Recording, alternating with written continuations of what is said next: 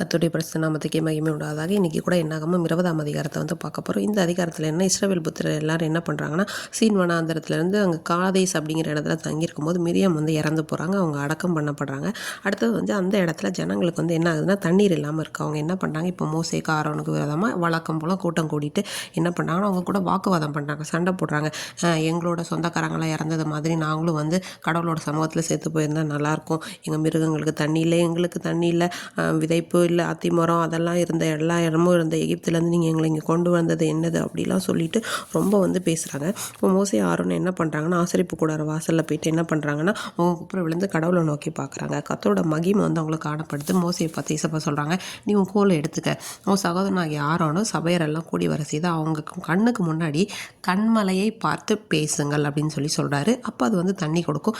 நீ வந்து அந்த கண்மலையில் இருக்க தண்ணியை புறப்பட பண்ணி சபையார் எல்லாருக்குமே குடிக்க கொடுப்பேன், அந்த மிருகங்கள் எல்லாருக்கும்னு சொல்கிறாங்க. மோசே அதே மாதிரி செய்கிறாரு. கர்த்தர் சந்நிதியிலேருந்து அந்த கோலை வந்து எடுக்கிறாரு.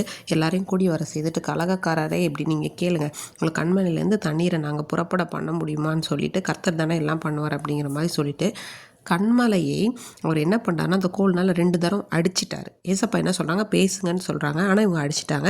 நிறைய தண்ணி வருது, எல்லாம் குடிக்கிறாங்க, திருப்தி ஆகுறாங்க. பின்பு கர்த்தர் வந்து மோசே ஆரோனையும் பார்த்து சொல்கிறாங்க, இஸ்ரவேல் கண்களுக்கு முன்னாடி நீ என்ன பண்ணிட்ட, என்னை வந்து விசுவாசியாமல் போயிட்டீங்க அப்படின்னு சொல்லிட்டு, நான் வந்து அவங்களுக்கு கொடுத்த அந்த தேசத்தை வந்து நான் வந்து கொண்டு போகிறது கிடையாது. இவங்க வந்து இப்படி வாக்குவாதம்லாம் பண்ணதுனால அந்த இடத்துக்கு பேர் வந்து மேரிபாவின் தண்ணீர் அப்படின்னு வந்து சொல்கிறாங்க. அதுக்கப்புறம் வந்து மோசே காதேஸில் இருக்க ஏதோமோட கிட்ட வந்து ஆள் அனுப்பி சொல்கிறாரு, இந்த மாதிரி எங்களுடைய பிதாக்கள் எகிப்துக்கு போனாங்க, நாங்கள் எகிப்துலேருந்து ரொம்ப நாள் வாசம் பண்ணோம், அங்கேருந்து நாங்கள் இப்போ வந்து திரும்ப வந்திருக்கோம், இது எல்லாமே உங்களுக்கு தெரியும்.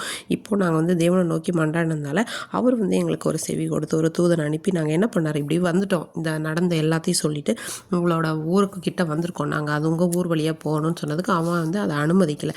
அதுக்கப்புறம் நாங்கள் எந்த தொல்லையும் பண்ண மாட்டோன்னு சொன்னாலும் வந்து என்ன பண்ணுறான், கேட்கவே இல்லை.